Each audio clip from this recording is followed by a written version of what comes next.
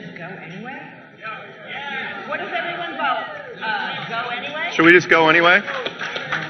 One word at a time. All right. I'll do it. Well, welcome. All right. To the most exciting panel show. You're going to wait through this part. We'll wait for this part. For our first stage alarm systems, please remain where you are. Presently, our response team is on their way to locate the source of the alarm. Carefully report the immediate danger to yourself.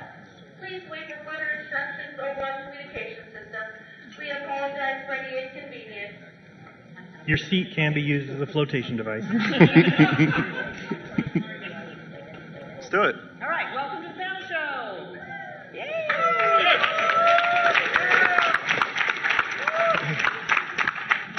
I'm your host, bringing the fire, bringing the heat. I'm Patricia Steere, and I'm the host of Flat Earth and Other Hot Potatoes, which is a YouTube channel. Please subscribe. On the panel, we have Mark Sargent, who you're familiar with, of course, Jeran Campanella, Rob Skiba, and Bob Knodel. And what we're going to do, when we're not being interrupted by a woman's voice and a dinging bell, are allowing you to ask some questions of these panelists. Maybe, earlier when Mark was on yesterday, some people weren't able to ask him a question because we ran out of time, or maybe you haven't had a chance to ask the other gentleman a question. All right, so I've got questions for the panelists, and they're each going to take a turn answering the questions. There will be 4 different questions. Then after that, we'll open up the floor like we have in the previous Q&As, if you've got any question at all for anybody here. But first, let's just go with the questions I've got here on my phone. The first question, and we're just going to start from Mark and then move down the line. The first question is, what is your recommendation regarding how to explain flat Earth to others, people who don't know about it, to friends, family, coworkers? What do you think, Mark? Ooh, wow. That's a good question. If I were to be approaching, and I'm sure a lot of you have done it, flat Earth to a first-timer, be it a friend, family, or coworker, oh boy. First thing I would do is I would size them up, and I don't want to use the Fight Club reference. I would go after what some of these guys have done in the past, which is I would go after NASA first. I would find out where their belief system lied. And I know you're up here in Canada, but I would go after the American space program, more specifically Apollo. I would ask them point blank, do you think the Apollo missions happened? Do you think the Americans went to the moon? No, they didn't. But ask them, find out. Because if they believe wholeheartedly that the Americans did go to the moon, then you kind of know where to go from there. I never, ever recommend people go into like a family environment and say, oh, yeah, by the way, the Earth is flat. Try to warm them up to something first. That's just me. Mm-hmm. All right, good answer. Same question you said? Yeah, same question. How would you explain it to friends, family, people that don't know anything about it? I just think that it depends on what kind of person you are.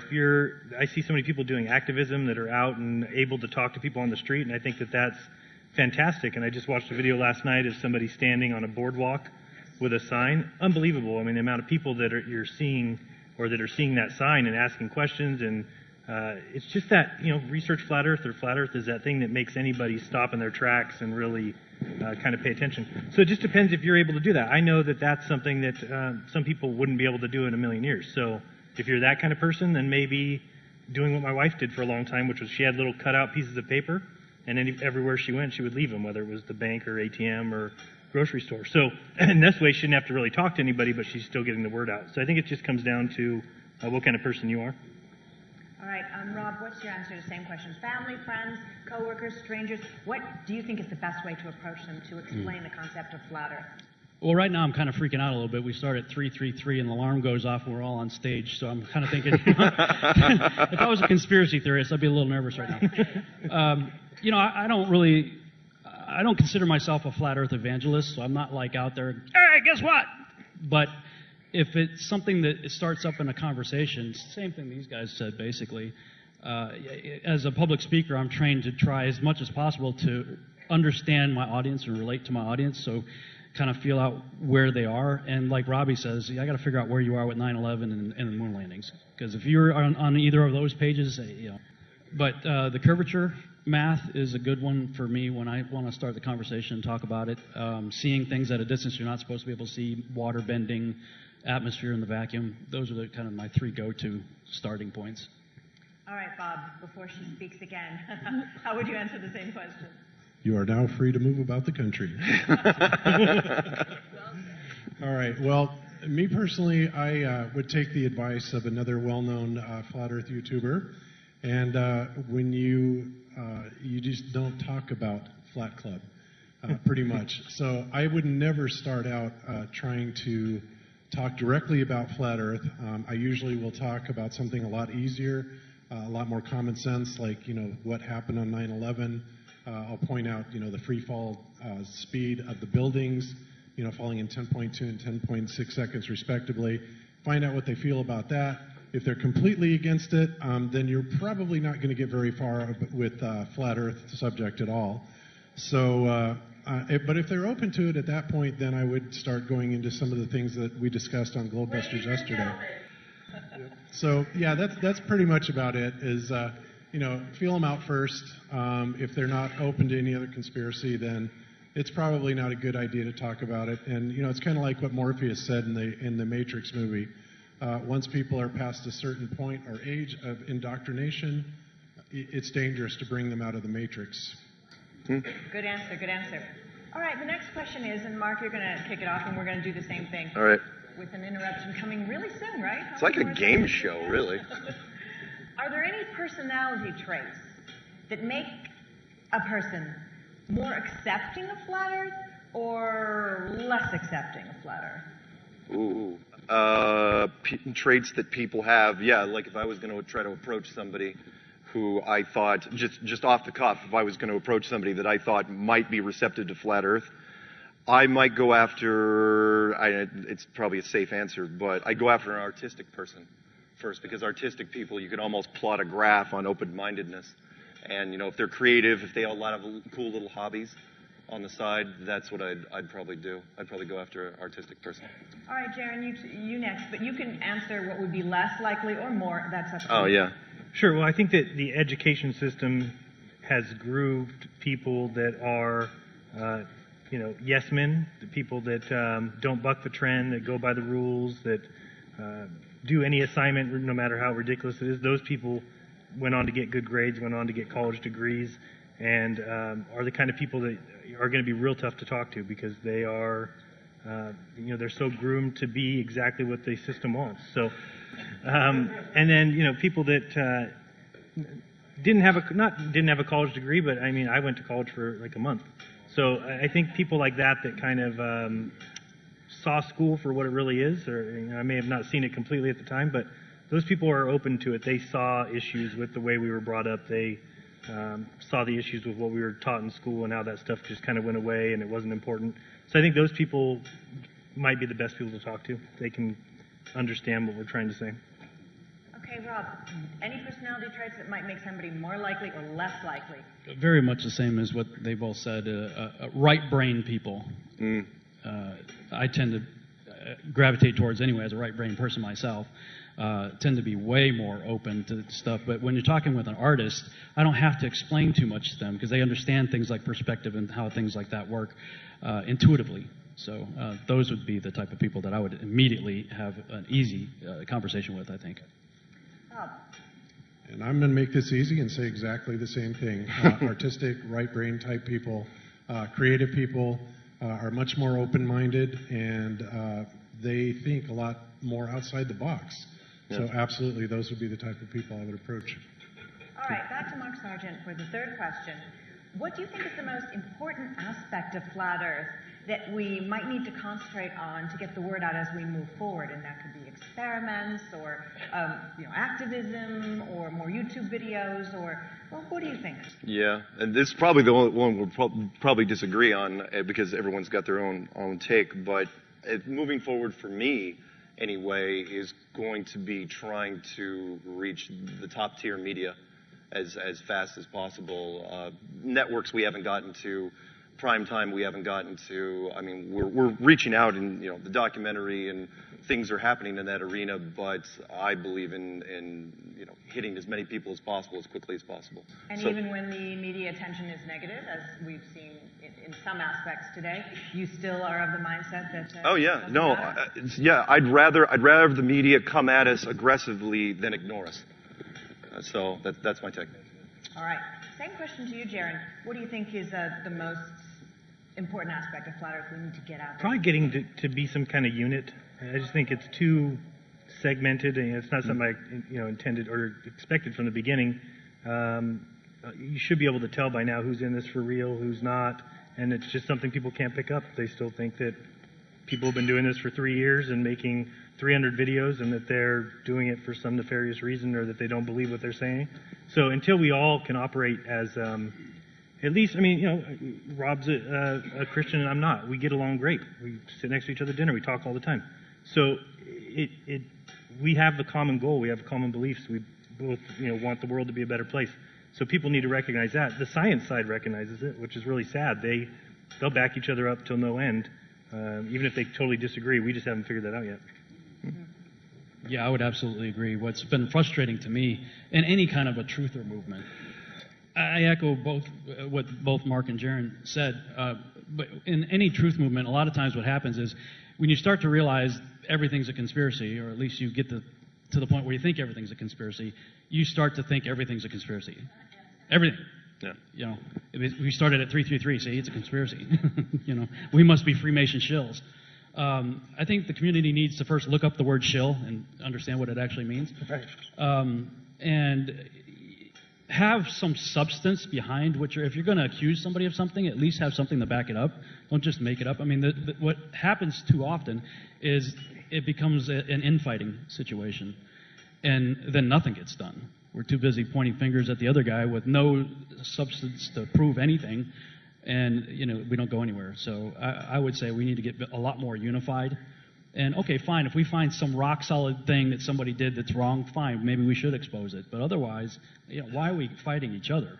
We've got enough problems, Yeah, look for the person's fruits. Really, I mean, it's fairly simple. And if people have been in it for a very long time and have been consistent and don't seem to be actually hurting other people, well, probably they're not a show. Probably. Bob, you're the last one to answer the same question, which is, what do you think we should focus on? Would it be activism, or how should we get this message out? What I think we should focus on is exactly the direction I'm trying to take Globebusters into, and also FECOR. And we need to get out to the public, some of our results in our experiments that we have found, the laser test, the gyroscope test, the ring laser gyroscope, the microwave RF test. We are striving to do them to the very best of our abilities and, document them very meticulously. And then after that, we target the educational and professional industries with those results and ask them to either... But anyway, so I think, once we get all these results collected, we try and get those out to the academic institutions and, have them evaluate what we have done, and then corroborate that. And that's probably one of the most effective ways that we can actually get the word out. And also issue a challenge, maybe even with some money involved, to some of the higher education institutions. I know that there are currently several challenges out. One is the $5,000 NASA Eclipse Challenge, where some individuals are releasing all this data about eclipses for the last 50 years. And the challenge is to corroborate it and fit it into the heliocentric model. Thus far, nobody has taken that challenge. So these are things that are very telling to me, because anybody can use an extra $5,000. But so if we can get this information out there and issue challenges, ask them to match what we have found, I think that's one of the best ways we can advance our cause. Yeah. All right. Well, I'm wondering, once they've already said they've located, why is the bell ringing? But this is the last question, and if you've got questions for any of the panelists, you'll have the opportunity to ask it after this question, so start formulating. Mark, what do you think the best piece of advice you could give to a brand new flat earther would be? If I was running into a flat earther that was, for the first time, if you're in like a week or a month, first thing I would tell you is don't forget what it took for you to get there. Meaning the most common problem I ever run with anyone in the flat earth community is that once it takes them, so we plant the seed, it gets in their head, and then they flip and they become a flat earther. And then for whatever reason, they forget how long it took them. So if it took them 2 weeks or 2 months, they forget that entirely. And then all of a sudden they get so full of enthusiasm and they rush to their family and say, Oh yeah, I convince these people in 2 hours. I can convince these people in a cup of coffee, and they just get smacked in the face because it's like they don't understand. It's like why can't you get this? I got it. So, no. You forgot how long it took for you to get there. It's not your job to convince people in 2 hours. It's just plant the seed and let it grow naturally, like it did in you. There you go. That's a good answer, Jeran. Yeah, I'd say that. I tell them to watch, if they're watching videos and they hear something that they think might be a fact. I mean, there's so much wrong information out there now that, even I'm responsible for. I mean, when we started doing this, a lot of people got things wrong or made mistakes, and those things have been cleaned up. But you'd have to be doing your research to see that. I mean, if you think that you know the answer to some question, or if you're going to say that the horizon always rises to eye level, then you need to look into that and see that there's reasons why when you get up higher that you are seeing a little bit of a drop, but it's because the horizon is apparent. So yes, I think it's basically it. Just to make sure you double check your facts, because there's like I was saying about the horizon, it's an apparent horizon. So if you just have to be armed with the right kind of information so that you're ready to answer questions or to not make more videos saying wrong things and just kind of further we've all fallen setting into us back. the trap where we've heard something on a video and it sounded right, and it did show flat Earth to be true, and then told that to people, and then found out later, well, that word doesn't really mean that, or that... Yeah, one of the worst things I did was on Globebusters, somebody had said that quote by Tesla that said, the Earth is not a planet, it's a realm. And I mean, I just went straight to Globebusters and said it, and then I remember saying it, and as I said it, saying, I didn't check that. I didn't check that. I got to check it after the show. Everything. After the show, I spent hours just looking for that. Please let me find that damn quote, but it wasn't there. So I mean, ended up it was.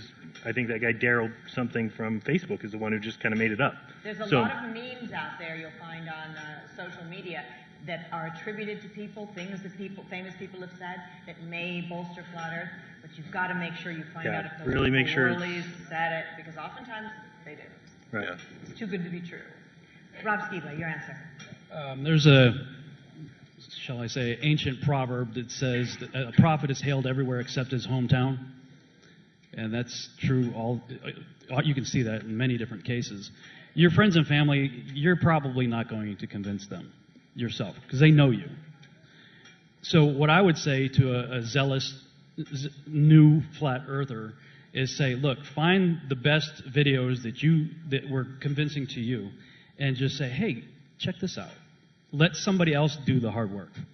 You can do the follow-up, but send them to a video for somebody that you trust or whatever, a convincing set of videos, and let your friends and family watch those, because they're really probably not going to listen to you. That's what I would say. All right. You're the last one to answer the question, Bob. Okay. Well, for me personally, I would have to say, do not play by their rules. Meaning that when people try and debate you on flat Earth, and a lot of... Anyway, back to what I was saying, a lot of people want to go out and talk to people about it. And you will get ridiculous responses like, well, if the Earth was flat, it would be daylight all day long, right? Well, that kind of response only indicates that, the person that you're talking to has no idea what the flat Earth model is actually about. And so what they're assuming, obviously, is the sun is 93 million miles away. Well, if that was actually true, then you probably would have 24-hour daylight, stuff like that. So they will constantly try and drag you into their mathematics, their model, and say, well, how is this possible? One example that I can give is there's another pilot that challenged me to navigate the flat Earth using the longitude and latitude system for the globe. And when he asked that, it hit me. It's like, oh my God, this is really what your problem is. You're trying to ask me to navigate using a flat Earth or a global longitude and latitude system, which obviously does not work the same way on a flat Earth. And he couldn't get his head around that, obviously, and he still to this day issues that challenge to all flat earthers. But it's very clear that there would be a different type of setup if we had one for the flat Earth, possibly like a grid system or something like that. But the bottom line is you've got to not play by their rules. Remember that when they are speaking, they're always speaking in terms of their model, and you'll find that it very seldom ever applies to the flat Earth. And if you're not on your toes, you'll get sucked right into that argument, and then you'll get your butt kicked. So Good advice. Now is the opportunity, if you've got a question for anybody here, including me, that you can ask. And the lights are blinding me, but I do believe we still have microphones set up on either side. Anybody? You guys can see. Who's got the mic? So, And it'd be awesome if, I don't know, did they say their name and where they're from? Oh, yeah, yeah. Bringing the lights up. If you could say who you are and where you're from, I'd like to know, Yes, and I please. don't know if they did that in the other panels. Yes. Who's? I will. You guys will have to share. Yeah, so Anyone Patricia, got a question, yeah. you can just Raise your take hand. on the mic. yes. In fact, I do know we had one question up front here, though, that they wanted me to ask, so here you go. All right, wonderful. Yeah, I just wanted to comment on the reporter there, where he was saying that we were always bringing the Bible into this. And I just wanted to say that the people that are pushing this agenda always bring Satan into it. And as Rob showed with Apollo and everything else, it's constantly showing, their Luciferianism. And it goes much deeper than just a lie. It's your salvation and where your soul's going to end up. And, I just wanted to really thank everybody for coming here and telling the truth. Thank you. Thank you for the question. Does anyone have a question? Just raise your hand. Right here. I'll make my way back. Oh, no. Oh. Here we go again. Well, Cheers. Marino's being Awesome. produced. Sorry, this here was a question for Rob. I was going to ask you earlier on, but whenever you guys are going to talk about going on the offensive, what research are you currently doing, and who are you partnering up with that could really propel this movement forward? Somebody who's really mainstream that sort of would partner, co-author some of your research material. Oh, my goodness. Well, for me, part of the going on the offensive, some of you may be aware of this, but Dr. Robert Sungenis, who was behind the movie The Principle, recently published a book, Flat Earth, Flat Wrong, 730-page book, in which I'm mentioned about 180 times. So it was like, wow, okay, I guess I should feel honored by that, but wow. So, at first when something like that happens, you get hurt. I mean, it's like, geez, this sucks. Then I was like, you know what? So I got his book. So I start looking through the book. Now, obviously, he claims to be a Christian and claims the Bible is the source for truth. So, there are lots of science-type stuff in that book, and I figured, well, I know my gifting, I know the things that I'm wired to deal with. So I looked at just the Bible side, it was about 80-something pages. And I'm like, I'm going to attack that because his eisegesis is unbelievable and pretty easy to refute, in my opinion. And we are scheduled at some point to do a debate. But I went and immediately got the domain isflatearthflatwrong.com. And so my goal is to partner with people that want to help me to demolish this guy's arguments, all of them. I want to partner with people on all aspects of it, from the scientific side of things to the biblical side of things, and the people that I trust, that I can give them author accounts on my site where they can just rip apart his book, take whatever section that you want, and it's open to all you guys as well to help me out with this, but to partner with other people, because he's making the rounds right now. He's one of the big detractors out there. But I'll say this at the same time as saying, he's about 80% on our side, when you really get down to it. So I would actually like to see him converted, ultimately. But part of my strategy right now, as far as me going on the offense is going, I want to have so many articles on my website that if anybody looks up Flat Earth, Flat Wrong, all the Google searches are going to be from my site, not his. And then what we may be able to do then, if everybody's open to it, if the idea is that it be an open source place for people to deposit their information, that anybody who's so inclined can take any of that content on there and make a compilation book of their own to go up against him. So, theoretically, we could have a lot of different books because let's say everybody on the panel here contributes to it, and I have my own take on it. Well, I can, if we're all open to that and it's open source, I can say, well, Jeran's got a great quote right here, and Jeran says da-da-da, and I could put together my own book that would have his information, and he could do the same thing, everybody could do the same thing. So we need to start getting stuff out there, more than just our YouTube, I think, and we need to be more mindful of the need to unite and to go on the offensive.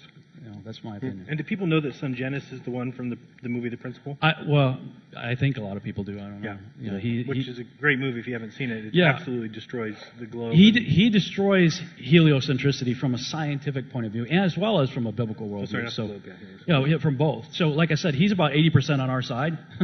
So, but I'm not backing down from these people, and the creation scientists especially. I mean, what they're doing to the text is they're just torturing it. So. And we would work with mainstream scientists. Nobody here would be opposed to that. The mainstream scientists are the ones opposed to even considering the idea. Perhaps someday it will happen, but perhaps someday the bell will stop ringing too. Maybe not. Patricia, we got a question right here. Hi, Connie from Red Deer.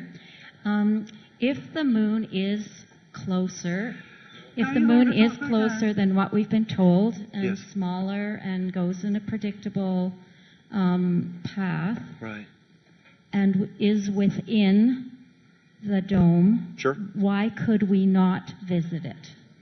Is that a question for me? Or anybody? Oh, anybody. I'll answer just in the fact that I think that the idea of people landing on a ball is not possible. By teaching everybody that it happened, it kind of subconsciously makes us think that we could live on a ball. So, I mean, personally, I think that no matter what the moon is, I don't think it's a big rock in the sky because it kind of breaks, a lot of the laws of physics that I would think exist. But then again, it is a celestial item; it's not a terrestrial item. So, I mean, for me, I just I don't think it's someplace you can go because I don't think you can stand on a spherical rock unless you were on the very top of it. They're telling us right now their problem, even today, is getting through the radiation. The Orion program was the new program that followed the retiring of the space shuttle program. And there's a famous video many of you guys have probably already seen now that NASA put out saying, talking about the Orion project and saying one of our biggest problems right now is figuring out how to get through the radiation. Of course, anybody with half a brain should be raising their hand and going, why don't you just put on the same jumpsuits and get in the same tin can you did 50 years ago? And go clean up Fukushima while you're at it, if that stuff actually works. And I think Mark's got a great idea in his challenge to, maybe you can talk about the challenge about the vacuum chamber. And, Oh yeah, I'm probably going to die in a vacuum chamber. Just so you guys know. Real quick, the challenge I came up with was born out of people that were interviewing me saying, is there anything we can show you that would get you to believe in a ball, a globe, a sphere anymore? And I used to say, put a 4K camera on top of a rocket, and let it run. Don't turn it off. Don't edit anything. But I thought that's going to take forever. No one's ever going to do it. And so I tried to boil it down even simpler. I said, let's do something on the ground. Because up until now, I don't think there were any tests on the ground. And what we can do is we can create a vacuum chamber, in all sorts of different universities. And we should have plenty of spacesuits for the last 50 years because they all worked perfectly. None of them ever had a problem. And so I said, okay, give me a NASA suit, put me in it, put me in the chamber, and then pull the lever and see what happens. Tell me how I don't die. No, it sounds good in theory. I think you should put them in there. It's also videotape it. Yeah. The other part was I want to go in with somebody else. It's not just me. I'd rather have somebody from science standing next to me. Hands with you. Yeah, holding hands while we both go down. But it's true. That was the thing I came up with because a fabric suit, a fabric bag of air cannot survive in a vacuum. And I challenge any of you here to even come up with a sci-fi explanation. That's how I knew it was going to work because I couldn't even come up with anything in movies and television. I could not imagine the technology that's supposedly in that backpack that stops a suit from going tight as a snare drum and bursting. And why that technology isn't used for so many other things for all of us here on Earth. Even the way they say the suits can protect from micrometeors when on the ISS, they're out doing spacewalks. Yeah. Let's have that stuff on our cars on the exterior, on our children's bicycle helmets. I mean, it doesn't make any sense. Great. But you were also speaking of the bell, but having like different things in there, like a balloon. So you were talking about putting a balloon in there so it expands in water, so it boils. The three tests. The bell, because the bell won't make any sound. To verify that they are in fact in a vacuum chamber. Right. You do that test, those 3 tests first, then. Well, have them in there with those things. Yeah, because it can't be faked. Well, you can't fake all 3, and those 3 things would cost you all $4. It's easy to do. We're going to go to you, Eddie, with the microphone, but first to the back, the gentleman who has the microphone with your question. Hi, I'm Whitney. I'm from Wade. school. I will hand it to Canada. They are thorough. Absolutely thorough. My name's Whitney. I'm from here. as well. This is for Jeran. I've gotten to talk to just about everyone there so far, except for you, Jeran. My question for you is more along the line of your Freedom of Information request to NASA and the development on that. I haven't heard anything on that lately. You may have put it up on your YouTube channel or something, but I haven't seen it yet. No, I haven't. Finally, it took a month till I got the money back from my bank, and then I was able to submit the payment again, and it went through this time. Then she told me July 17th, she said she would have it by the 30th. I never got any calls. And then just day before yesterday, she called and told me to make the final payment, that they have the video. So as soon as I make that payment, then they should ship it. So we'll see what we get, because I had to send them a hard drive. So there's something on there, according to her. Can you let everyone know what? Absolutely. Oh, yeah, it's going to be all released to archive.org and then also on my channel in its completion, whatever I get. My name is James from Calgary, Alberta. Just a question for everybody. When you first started discussing Flat Earth, have you ever had any close friends or family, maybe extended family, that have reacted badly to this? Maybe got aggressive, overly hostile, or just cut ties with you, and how have you dealt with it? I started out by saying, if you want to see somebody get in touch with their inner psycho, just mention that you're looking into it, and you will see sweet old ladies go bat crap crazy right in front of you. Your grandmother that was like the sweetest woman ever, like, go insane. And I've seen, wow, people that I never in a million years would have imagined losing it go crazy in front of me. And that's what made me think there is something on a spiritual level here. Like, I can't explain it in any rational sense, why somebody would go that berserk in front of me just at the mere mention of, hey, I'm looking into this flat earth thing. Yeah, I've lost friends. For the most part, my family has been really cool with it because they've been along with me on the journey. And like I said during one of my presentations when I'm showing my dad stuff, who was also a pilot, so I got him going with the attitude indicator. I'm like, Dad, it's been about 20 years since I've flown. I think I remember how can you explain how the attitude indicator works again? And he went through the whole thing, so I popped that on him, and he's like, hey, that's a good question. So, my immediate family has been pretty cool, but yeah, I've lost good friends, and other people have just taken off. Yeah. I haven't had anything so much like that that I can think of. Nobody got real upset. Although I do think a reason why people would is, everything changes in your life. Your parents pass away, your grandparents passed away, you change schools, you change homes, and the one thing that never changes is the ball earth. So it's kind of like that baby blanket for people that, it's just the one thing that they thought they'd never have to even question because it had been a ball since you were born. So I think that could be a reason why people lose it, because that's kind of all they have to hold on to, Most of my family was okay with it or neutral with it because I'm a pretty strange guy sometimes anyway. It's true, somewhat eccentric. But I did have a cousin who I'd only talked to maybe twice a year write me an email and just lace me with profanity. It's like, what the bleep, bleep, bleep, bleep, bleep.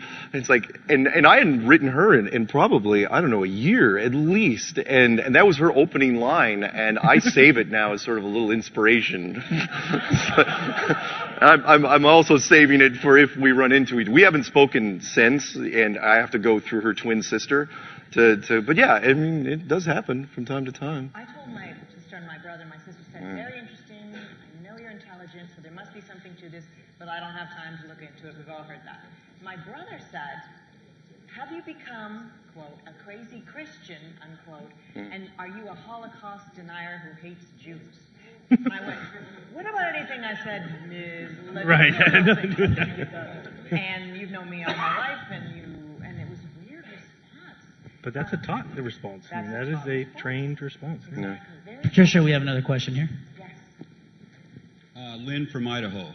I'm a flat earther, but if you look at the night sky, there's a ton of heliocentric model evidence. I mean, you got the moon that looks 3D, like a sphere with the craters. You got, phases of the moon shine into the sun like it's reflecting off it. You got planets that look like they're orbiting with us around the sun. You have Jupiter and moons. You got comets with solar wind tails. So either whoever created the flat Earth decided to put all this in place to mess with our heads, or hologram technology came along at some point, although look at all the flaws to it, so they had the technology to do it, but they didn't do it perfect, or what? Help me out here. So. Who wants it? that one? Want me to jump I in? think some of the things you said may be true and some might be... Go ahead. Oh, I was going to say, you call it heliocentric, evidence, but at the same time, why? The saying I like to throw out to people is, God created the sun and the moon, but it was NASA that told you what they were and how far they were away, and what. When you see it. Yeah, and what's happening in the sky. So, I generally jump back to, what we can do now. Like 2001, A Space Odyssey. I challenge anyone to go in with a Blu-ray and look at that moon when they're heading towards the moon. It's gorgeous. It's flawless. And we did that movie back in the 60s. We're talking about powers and technology. It's way, way beyond us. And if it was all heliocentric proof, I think that then they would have said it was heliocentric from the start. But they obviously didn't, because no one had taught it to them when they were, in kindergarten. Right. So I think we are all very conditioned to look at things on that kind of spherical model, and then everything makes sense in the planets. And but I myself struggle with. I watch Jupiter and its moons, almost every night, and it is interesting. But then again, I've never been shown, enough evidence to say that Jupiter is bigger than a basketball or bigger than a 10 foot or 100 foot. I don't know how big it is. They tell me it's 100 times as big as the Earth, and I think that that's ridiculous, and I don't think there's evidence for it. So until they prove those things to me, I just look at it as a light in the sky, and it's got 4 little lights that seem to circle it or follow it. And what happens up there doesn't really make what we're standing on like what's up there. True. It's way different. I mean, look at all the life that's here, and we know that there's, even NASA admit there's no life anywhere else. So it's a very big difference between this place where, well, I feel the Earth is the biggest thing that there is by far. There's nothing even close to the size of the Earth. Except Elon Musk's ego. There you go. Yeah. And also, you have to remember that the heliocentric cosmology is the new kid in town. Before that, every culture on Earth, going back as far as recorded history, has had the cosmology as a flat, stationary Earth. All of the, we talked about some of the instruments that were found, like the Antikythera device and astrolabes and stuff like this, that absolutely show that these predictions and this cosmology was just as viable on a flat Earth as it is on the heliocentric model. It's only been the last 500 years, basically, that they've been back engineering it and also making up a lot of their own facts as they go along. Like putting the sun out to 93 million miles. But before it was that, it was much further, and it's also been much closer. So it's been a trial and error process for the heliocentrists also. Any other questions from the audience? Hi, my name is Jessica Mason. I'm from Grand Prairie, Alberta, 5 hours west from here.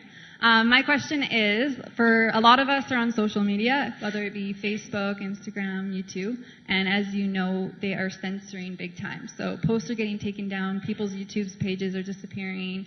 I mean, I'm a nobody and my posts are deleted all the time. So do you guys have any alternative media sources that we can go to when this all shuts down? Very good question. Yeah, I think that's probably very much on all of our minds. I mean, you put a lot of time and effort into the content and trying to build your subscription base and everything else, and like at any second, it could all go away. I have yet to find the alternative yet. I am still looking myself, because each one that I have been told about has its problems also. So I don't have that solution, but what I've been doing with my subscribers is saying, look, I'm creating an email list. Get on my email list, because if one day you go and find my YouTube channel's gone, that's about the only way I'm going to be able to contact most of you. So that's what I'm taking steps to do right now, but I don't know, maybe you guys know of some alternatives, but I think that's on all of our minds right now. It also seems like YouTube's got the handle on video players that actually play well in a browser. And it's just, I don't know about everybody else, I can't get videos to play anywhere else. It seems like, so if you want a decent running video with that works well, it's like YouTube's the only place. But if anybody has any it's the only game in sites town, of it, and they're also playing with it, as Mark's pointed out before, Yeah. with the search. I'd also like to say that don't think, and I know the Alex Jones thing that happened just as we were coming up here, probably weighing on all your minds, but don't forget that that was an individual, and flat Earth is an idea. I mean, technically, we could all die in a plane crash tomorrow. Not going to happen. But at the same time, flat Earth keeps going. I mean, flat Earth is a massive, massive idea. You try to shut down flat Earth at this point, it would be very, very difficult to do. I have to quote real quick the Google YouTube engineer that finally, after he left Google for a certain amount of time, his disclosure agreement lapsed, and he did an interview. And literally, out of all the things he could have picked in terms of topics, he was asking how search engines work and how things are recommended. And he goes, look, when somebody watches 20 flat Earth videos in a row, what do you think we're going to recommend? We're going to recommend that.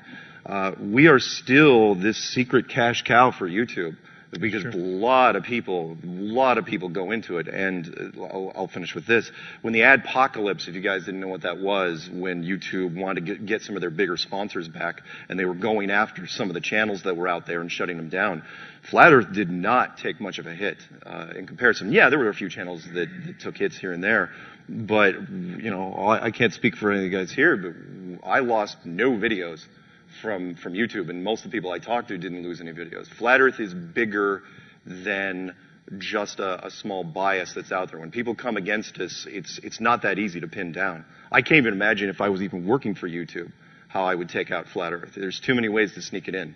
But anyway. Keep using the social media that you've got until otherwise informed, and use it a lot.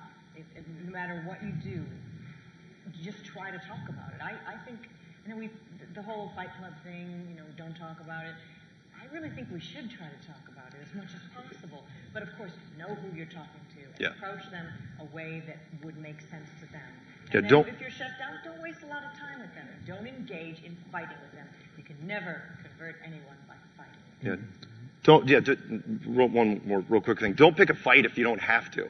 That's the Fight Club reference, which is, look, if you know they're going to come at you, fine. If you're in the mood for a fight, sure, go ahead. But don't sacrifice friends and family and coworkers just because you want to ham-fist it. Show some delicacy when you're doing it. Sometimes being right is something that you know. You don't have to force it down someone else's. Patricia, we have another question? Yes, and then there's a gentleman here. And Eddie, you wanted to ask the question too, right, eventually? All right. Great. This is kind of a mix. It's Rob from Windsor here. Thanks, guys, for answering all the questions that you have. So, Shambhala, right? We have the North Pole. We have Santa Claus lives there, maybe. And the testimony of Admiral Byrd going there. What's your kind of thoughts on that? And then going into the lights, the stars and the sun being as for times and seasons of what's to come and what is happening now. Your thoughts on astrology with the occult and New Age and just all that kind of wrapped up. Yeah, not to. No, that's okay. Anyone? I would love to go north. I mean, I think that if anybody can ever orchestrate some sort of journey up there, that would be the best thing that we could do. I don't think you'd make it. I mean, I'm not saying they would kill you. I just don't know if logistically it could happen. But I think it's of huge importance to see. Were you talking to Bob earlier about the idea of the magnetic mountain? Yeah. I think that's highly possible. That there is some sort of Mount Meru there at the center. That's why they don't have flights that go right over it. They seem to go askew. They don't let anybody within a certain range there. So I think we got to get there. Yeah, I agree. For a while, all of our attention was on Antarctica, what's going on, and I think there's a lot of interesting stuff going on down there for sure. But the temperature difference between the south and the north is dramatic. I mean, it's just crazy how different it is. And the north is way more reasonably accessible. I'm sure that there are probably some sort of government restrictions and things, but in terms of climate and other things, it's a lot more accessible. And when you start, at least when I started to look into the whole Rupes Negra, Mount Meru, sides of the north, Mount Zion, whatever you want to call it, this thing that's supposedly in the center of the north, it gets very interesting. In fact, most of us went to schools that had the Mercator map hanging in our classroom.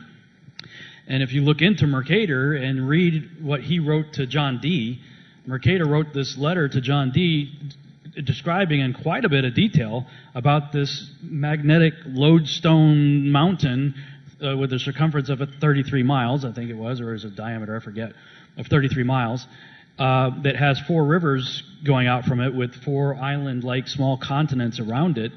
And, many ancient cultures had an understanding of this place and regularly wrote about it. And when you see that writing about this place, it goes all the way into the 1940s with Admiral Byrd, I think there's something to it. And I'm now, I don't believe in Santa Claus, but I am now. What? Oh, no, I don't. I'm sorry. I am way more interested in the north than I am in the south. Yeah. And I think if there's any way to get there, I would, look, if we can at least get to the landmass, that's cool enough, because the rivers are pretty wild, and the description of the 4 land islands there are pretty amazing. And I would like to get as far on the land to go see the whirlpool, because there's something like 400 or 500 miles across whirlpool at the center. The mountain is in the center of this whirlpool. Wow, I mean, that's pretty crazy. What about the stars and the signs and seasons? I would actually just like to get into Aurora Borealis really quick with the whirlpool, with Aurora being a light and Bor being a hole, like Borealis. Light coming from a hole, what's up with that? Okay. How many of you guys have seen the video that I did with Andy Hoy and his tabernacle model? Anybody raise your hand? Anybody see that? If you haven't, you should look through my video list for the video that I did with a guy named Andy Hoy.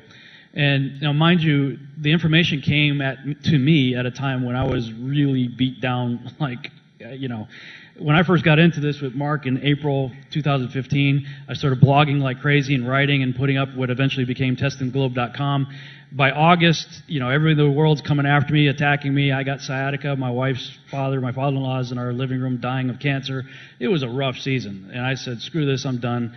I put up Phil Collins, I don't care anymore, on every page of my website. I put up the Phil Collins video, I don't care anymore. I was like, forget it, I'm done with this. Then I get this letter from an atheist saying, how dare you? And it was actually an atheist that made me put it back up again because of how much it meant to him. I'm sorry, I just lost my train of thought. What was the original question? Aurora Borealis. Oh, Aurora Borealis. So I'm in the middle of all this, I'm way down low. And I get this package in the mail from this guy, Andy Hoy. And usually it's something like that. It goes in the I'll get to it later pile, which I almost never get to. I finally opened it up and looked at it, and he had these very detailed, he's an engineer and he's a Hebrew scholar.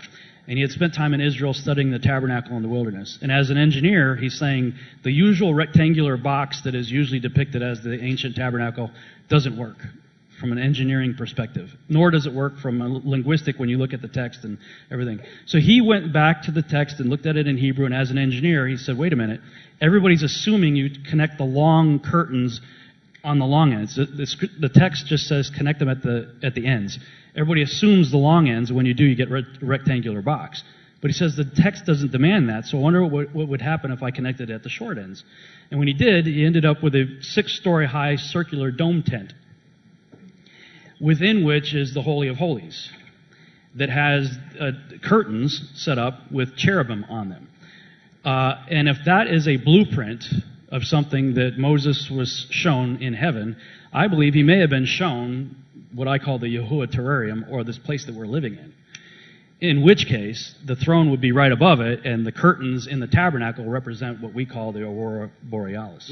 Isn't that exactly what that cosmos endopleidiosis from Christian topography? Oh, the Egyptian monk, Cosmos. Yeah, he said something along those, along those lines. So, I don't know, but it seems rather interesting that we may have this thing called Rupes Negra, Mount Meru, or the sides of the north, Mount Zion, right under the location of the throne, and we have this curtain, and if you've ever seen the Northern Lights, and we're hoping to in the next couple of days maybe, it looks like these wavy curtains up there in the sky. So that is a fantastic the answer. Wizard of Oz, with the behind the curtain as the truth, the man with all the power. There's a lot of these things that are connected. But yeah, look up that video. I did a whole thing on it with Andy Hoy. Hi, everybody. Thank you first for coming to Edmonton. Everyone who came, thank you. Welcome. Please come back next year. It's super fun. Yeah. I'm from Edmonton. My name's Grace. More than a question, I sort of have a comment. I'd like to go back to what you were talking about earlier about how to talk to someone who has never thought about flat Earth before. And I'm nervous. I'm going to lean on you. Don't be nervous. Perfect. I think that Mark was right when he suggested going after first NASA and the American space program, because I think that's what happened to me. And regardless of your politics, if everyone could just kind of take a deep breath and go, and forget who you like and don't like and what the media especially has told us, because as you pointed out and as most of us know, we are being lied to. And I think that's something we can really all agree on. Like, that's a really good jump-off point almost, is to point that out, that, yeah, we're definitely being lied to about some things, right? So with NASA, for example, I saw with my own eyes and watched a video where NASA, in a compilation with Obama actually, admitting that we cannot leave Earth's lower orbit. Yeah. So if we can't leave Earth's lower orbit, and the moon isn't in Earth's lower orbit apparently, how did we go? And if it is within Earth's lower orbit, then we're being lied to about where it is exactly, right? And the size of it, too. And that's where I think the moon is really interesting. And there's other reasons, too, of course. When it comes to, let's say, Trump, for example, he stood with Buzz Aldrin beside him, and he said, and Buzz made all kinds of weird faces. I don't know if you've seen that video. Anyway, regardless of what you think of Buzz Aldrin even, Trump said that it's going to be difficult for people to understand why we're creating a space program when there is no space. And you can Google it. Trump says there is no space, regardless of what you think of him. And so he also said, I forgot off the top of my head, I'm sorry. But it's interesting. If you pay attention, I think, just to what we're being told on that level, it shows that we're right. We are right about being lied to. It's a good place to start, I think, right? And if there is a reason why we haven't left Earth's lower orbit, what is it?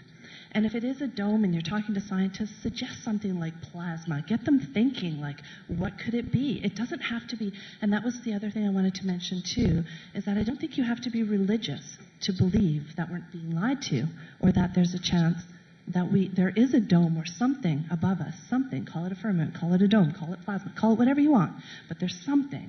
There's some reason why we can't leave Earth's lower orbit. What is it? Right?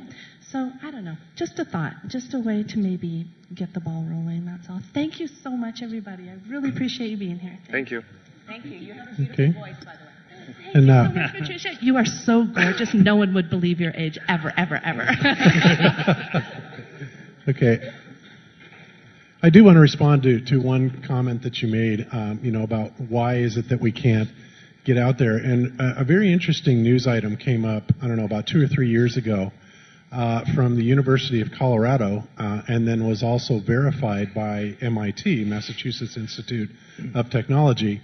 And in this article, they described that they have found a Star Trek-like shield about 7,000 miles above the Earth. And they say that it is so bizarre that it seems like it's an absolute solid object, and they have no explanation for it, but they're saying, well, this has got to be what's protecting us from the Van Allen radiation belts.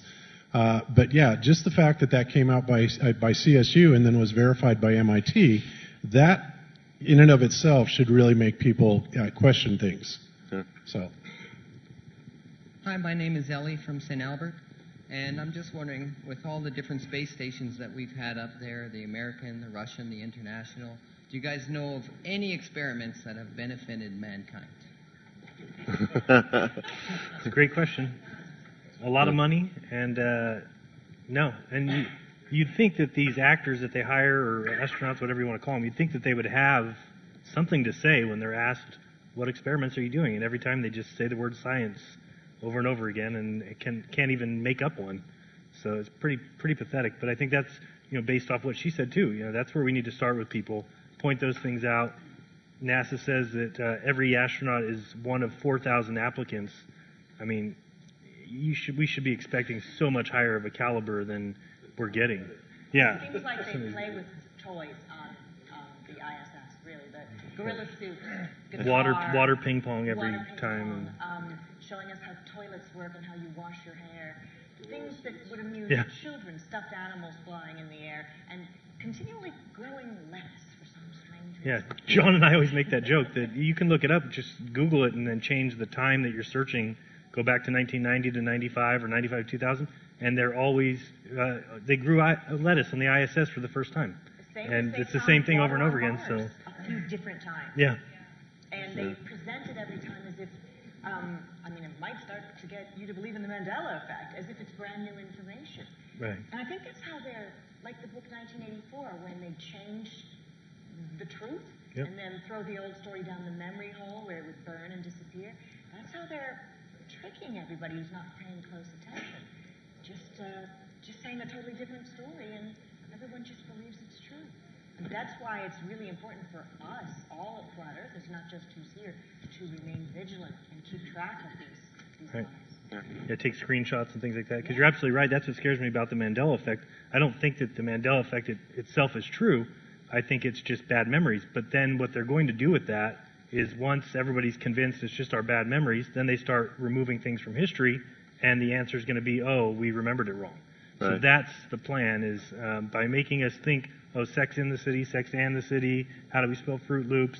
People are going to get used to the fact that, oh, it's just our bad memories, and then when they start plucking things off the internet, it's going to be our default answer is, oh, I guess I just remember that wrong, so be careful. They already went to Mars in 15 years. They could just put that in the news. They're not on Mars? They're little robot cars. Yeah. It's already working on Mars. Yeah. Next question. There is no dark side of the moon, really. As a matter of fact, it's all dark. Speak a little aloud. There is no dark side of the moon, really. As a matter of fact, it's all dark.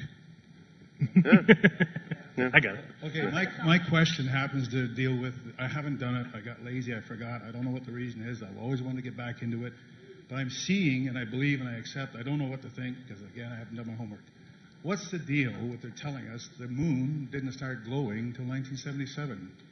I've never heard that. Nobody? Well, I know where you're going with this, but no, the moon, this was talked by a few other people, and that is, when did we all of a sudden notice that the moon was glowing? Beforehand, like the entire Apollo space program. I think I know where you're going with this, which is the entire, when you go up and look at the moon in a full bright moon, tonight or whenever it's full, it's really, really bright.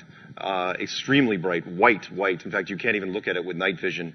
And yet, when you look at all the photos and movies of Apollo, it's this dark, ashen gray. And we'll take it one step further in that picture that Rob shows where the moon is transiting in front of the Earth.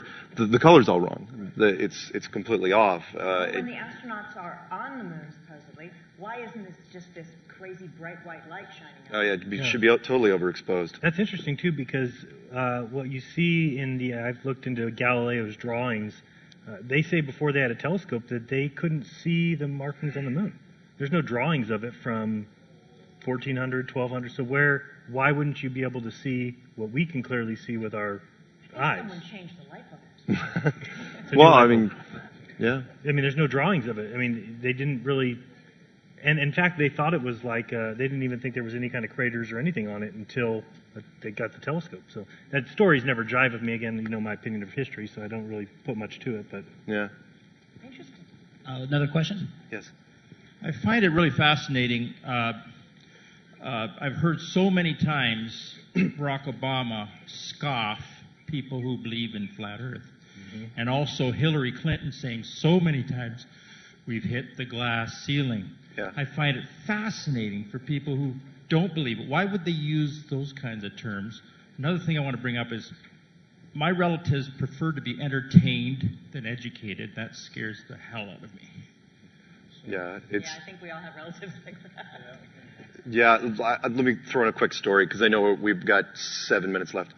To that point, I went to a party and they wanted to watch a movie, and they sat down and it's like they had a choice between JFK, the movie from Oliver Stone, and Serenity. And I asked them which one they wanted, and almost everybody who had already seen Serenity, which was a space movie, an entertainment movie, and JFK almost no one had seen. And I said, and I could recommend it. I was going, look, JFK is a brilliant film. Why you got to watch this at least once. And the reply back was almost unanimously was, we don't want to learn anything. We want to be entertained. And it was like, ugh, you guys are killing me. Before we said, why are you always looking into things? Sometimes I just don't want to learn. Yeah. First and last date there. I get another question. Very different kind of people. Yeah, to hear My name's Brian from Red Deer, Alberta.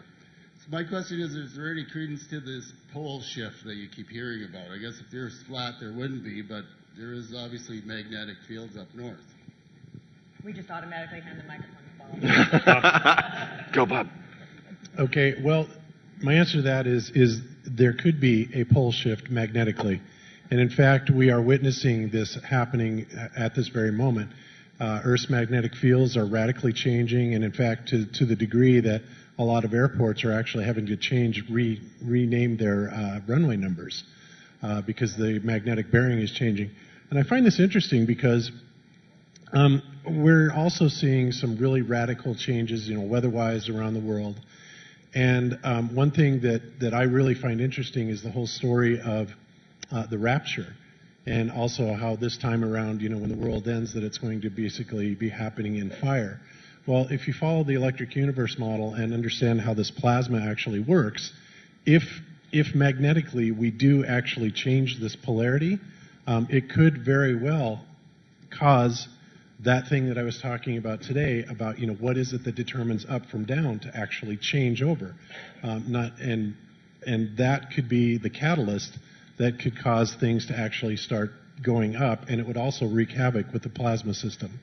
So I would say that it is possible. We are definitely seeing some very interesting signs regarding that, not to mention all the heat waves. Of course, a lot of that could also be brought about by other artificial manipulation of the weather. But it certainly right now has enough evidence that I would be watching it very carefully. Just in the interest of time, one more here. Hi, my name's Christina. I'm from Edmonton area. I just was wondering what your guys' theories are with eclipses. And like from the Bible standpoint, like in Egypt during the plagues, there was darkness. So was that an eclipse? And what is an eclipse? Yeah. In the Genesis account, it says he makes two great lights. One to rule the day, one to rule the night. It doesn't say he makes a great light and a rock with this reflector. We see in other places where it says that the moon will not give her light. So, from my perspective, from a biblical perspective, that they're some sort of light-generating objects that are up there. And if they can be turned on, I suppose they could be turned off. Now, eclipses are different. It's a scenario where something's going in front of something else. Now, I had I don't know what else to call it. It was it was more realistic than a dream. I don't know if it was an open vision or what it was. I don't know. But it was very vivid. I was in this dream vision, whatever you want to call it. I was on a lake doing a long-distance test with the P900. And there was this really loud boom, like this crazy loud, deep boom, and the sun shut off. It's just like, the sun just turned off. And it was beyond pitch black in my vision. And so in that, what does it mean? I have no idea. Maybe, I ate something before I went to bed. I don't know. But it was a tangible darkness, and that's the same type of darkness that's described during the time of the Exodus. So, what does that mean? I don't know. If they are just light bulbs that were turned on at the day 4 of creation, then they could be turned off too. Other question? Actually, I have 1,000 questions, but I'll keep this short and simple. My name is Bonnie. I'm from Sherwood Park. And I just wanted to let the people in the Edmonton area know that I really want to start having meetups here. So, Mark. Yeah. Thank you.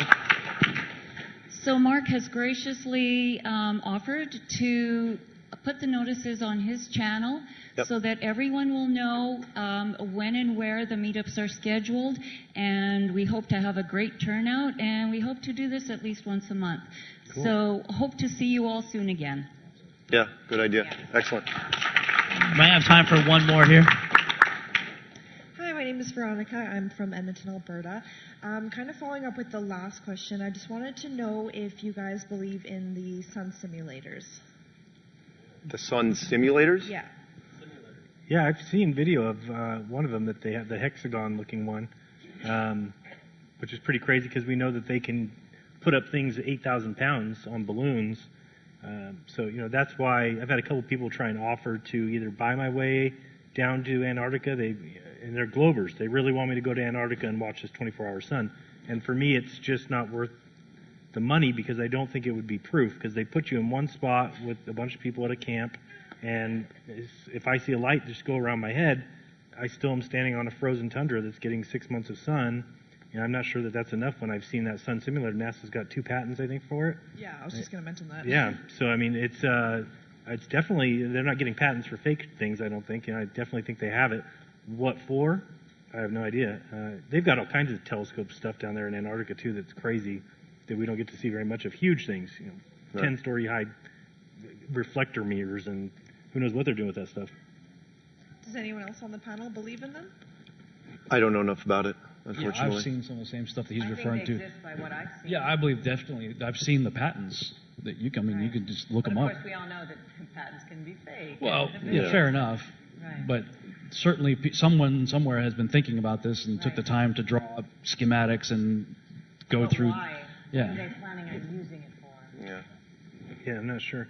And especially if they believe global warming and all that, why would you want to add another sun? Melting You at know. some parts of Antarctica because something is buried there. I mean, these are things you start thinking about. Yeah. Also, look how far lighting technology has come. For example, Jeran and I both have these 6,300 lumen flashlights, and when you look at the bulbs in them, the LED bulbs, there's almost nothing to them. It's crazy. So when I look at that, and I think of if you had an entire panel of them the size of something very large, and a good power source behind it, you literally could create something like the sun. So I don't think it's far-fetched out of our technology at all. No. Yeah, it's about as big as that screen over there, the one that I've seen, hexagon shaped and probably 100 bulbs on it. And I've never seen it turned on, but I've seen the light. Yeah. And there's some movie, and Mark's a movie expert, and I always forget titles and quotes of movies. Maybe you remember where there are people and there's a sun simulator, and that one doesn't work, and they have to go to another area to live. Ring a bell? No. It's Sorry. In movies, and oftentimes things in movies have something to do with something that's really happening. Patricia, I think we have time for one more, and I'll be right here. Be the last. Last question. Hi, friends. My name's Michael. I'm sure most can agree that the spell of Hollywood has a big influence on the collective masses, and being our neighbors across south as opposed to down south. With Trump pushing out his Space Force, to me, just proceeding with the generation kind of growing up now, seeing these space indoctrination movies, just my speculation, I'm sure there's many agendas, but to me, it's just a military recruitment scam because, hey, they can never use enough meat shields, any military, whatever country, but I just wanted to know your guys' take of what the Space Force, which is bollocks in my opinion. It's a good one to end on. I think you're 100% right. That's what better way to get teenagers and college kids to be interested in joining the military, so they want to go into the Space Force. Oh, sorry, you got to start out here. We don't have a place there, but we have somewhere in the Marines. So I think you're absolutely right. It seems like it to me. That seems to me to be a perpetuation. If the Werner von Braun deathbed testimony is true, then he said it. It's all based on a lie. But there's always another excuse for space-based weaponry. And creating a space force, it's a militarized thing. That's what we're talking about. Ronald Reagan's Star Wars, right? From my perspective, biblically speaking, we see that in the end times, the sky is going to open like a sky dome. And it tells you like that the sky is going to roll away like a scroll, and that Yeshua is coming back on a horse. And Revelation 19:19 says that all the nations of the world have gathered together to make war with the one coming on the horse. So for me, when I look at this whole agenda for space-based weapons, that's what makes the most sense. That they're trying to find a way to make war with God, and if we believe we're in the end times, that day may be approaching when the sky dome opens up and they want to be ready for it. I read that former astronaut, in quotes, Scott Kelly said when Trump started talking about Space Force originally, said it was a, quote, dumb idea. That's interesting. So they're creating their own opposition with asking Scott Kelly to say that. Another thing might be the alien invasion, that you want to have your, even though it's fake, you have your fake military team to combat it. And that was what Werner von Braun, he said the last card is aliens. And remember, it's all a lie. Do any of us think that the last card will be played in our lifetime? Yeah. Probably sooner than we think. Yep. Right. Well, we're aware, so we'll at least be able to tell our neighbors, don't believe. Don't do what they tell you to do. We'll be the last ones. So that's it. It's been fun. And we all have a new appreciation for bells, I think. Yeah. Jeez. Thanks for putting up with all Thanks that. to everybody in Edmonton. You guys were great. Yeah. Thank you so much for this.